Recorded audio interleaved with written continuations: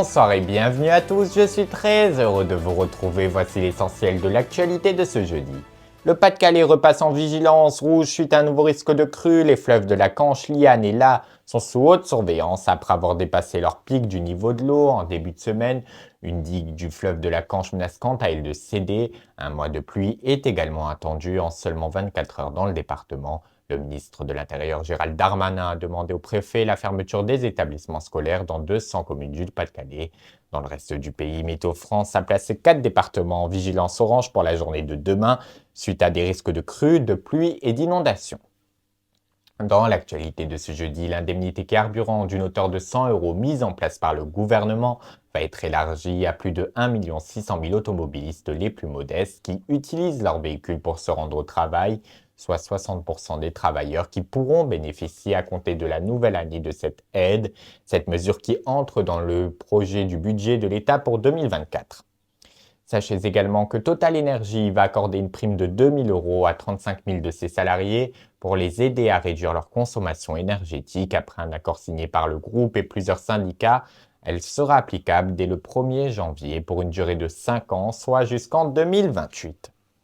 Pour la première fois depuis le 7 octobre dernier, le début de la guerre entre Israël et le Hamas, le président de la République Emmanuel Macron a appelé lors d'une conférence humanitaire sur Gaza à l'Élysée un cessez-le-feu dans la région. Le chef de l'État qui a également annoncé apporter une aide de 100 millions d'euros en 2023 pour aider les populations à Gaza.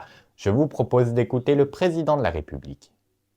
Et donc si on veut vraiment protéger des vies, ce qui ne doit pas empêcher la possibilité pour Israël de se défendre et de lutter contre le terrorisme, et on est prêt à tous y contribuer en partageant de l'intelligence, de l'information, en coupant les financements, doit passer en effet aujourd'hui par la remise de l'accès à l'eau et à l'énergie et par cette trêve conduisant à un cessez-le-feu humanitaire qui seul permettra d'avoir une réponse à la hauteur du problème.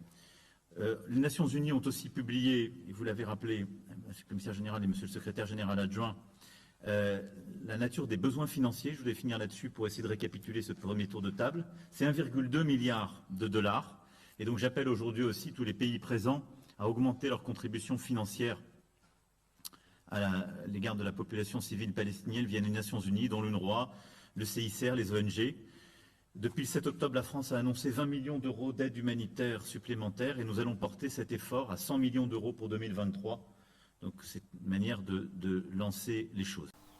Ce jeudi, le ministère de l'Éducation nationale a envoyé à tous les établissements scolaires un questionnaire pour lutter contre le harcèlement scolaire et déterminer si un élève est peut-être victime d'harcèlement. 3 versions différentes de ce formulaire pour chaque niveau de classe ont été envoyées. Elles devront être impérativement remplies par tous les élèves avant le 15 novembre prochain, à compter du CE2 jusqu'à la terminale.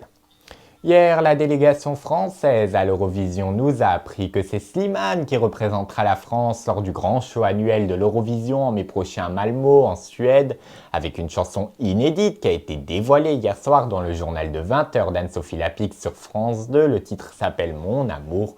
Je vous propose de l'écouter.